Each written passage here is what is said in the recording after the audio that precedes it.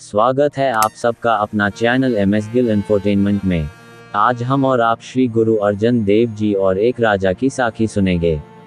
एक दिन संध्या के समय श्री गुरु अर्जुन देव जी के दर्शन करने के लिए हिमाचल के साकेत शहर का राजा आया।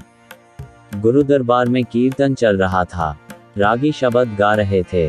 लेख ना मिटिए हे सखी, जो लिखिया करतार। राजा ने प्रश्न किया, महाराज, अगर किस्मत के लेख मिटते नहीं हैं तो संगत करने का क्या लाभ है? श्री गुरु अर्जुन देव जी ने कहा, इसका उत्तर आपको समय आने पर देंगे। अभी आप कुछ आराम कर लीजिए।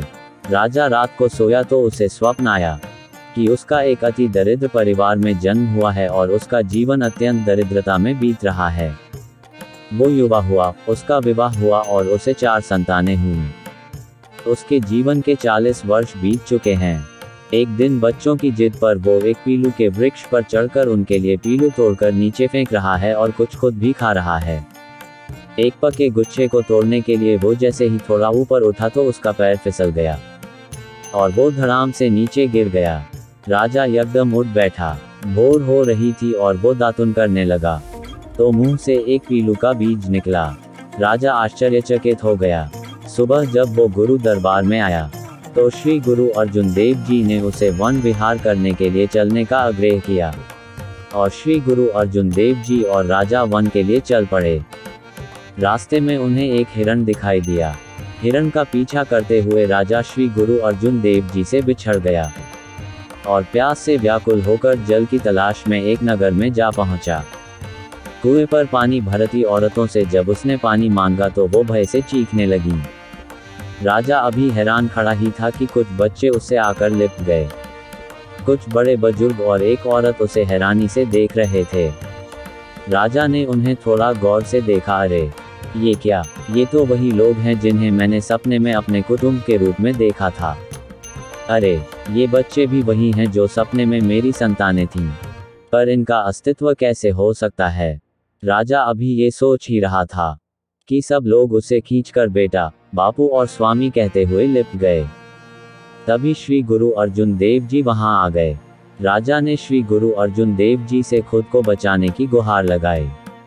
श्री गुरु अर्जुन देव जी ने उन लोगों से पूछा, आप इन्हें अपने साथ क्यों ले जा रहे हो? उन्होंने कहा, ये हमारा परिजन है, इसे ईश्वर ने हमारे लिए वापस भेजा है। अभी कल ही ये बच्चों के लिए पीलू तोड़ने के लिए वृक्ष पर चढ़ा था और वृक्ष से गिरने से इसकी मौत हो गई थी। कुछ और परिजनों के इंतजार में इसका शरीर वैद्यराज के पास रखा था। हम उसे ही लेने आज जा रहे थे कि ये जीवित होकर हमारे सामने आ गया। श्री गुरु अर्जुन देव जी ने कहा, भले लोगों, ये आपका परिजन नहीं है।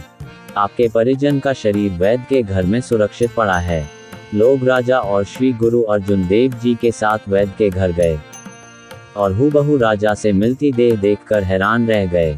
उन्होंने राजा से माफी मांगी और उन्हें विदा किया। श्री गुरु अर्जुन देव जी ने राजा से कहा, राजन, तुमने कहा था ना कि अगर लिखा मिट नहीं सकता है तो सत्संग का क्या लाभ?